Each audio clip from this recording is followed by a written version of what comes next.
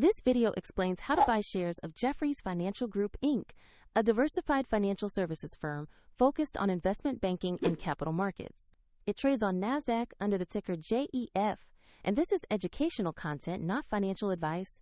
To purchase JEF, you need a brokerage account. I'll use eToro as the example to show the process.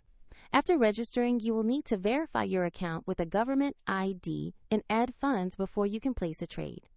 Use the platform's search bar to find the stock by name or ticker.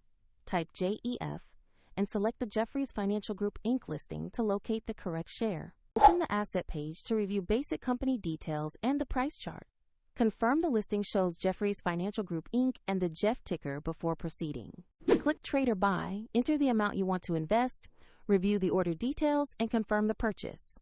If the market is closed, the order may be queued until the next session, and if you do not have enough funds, the platform will prompt you to add money before confirming. Your Jefferies position will appear in your portfolio where you can monitor it over time. For more details and the eToro link, check the description below.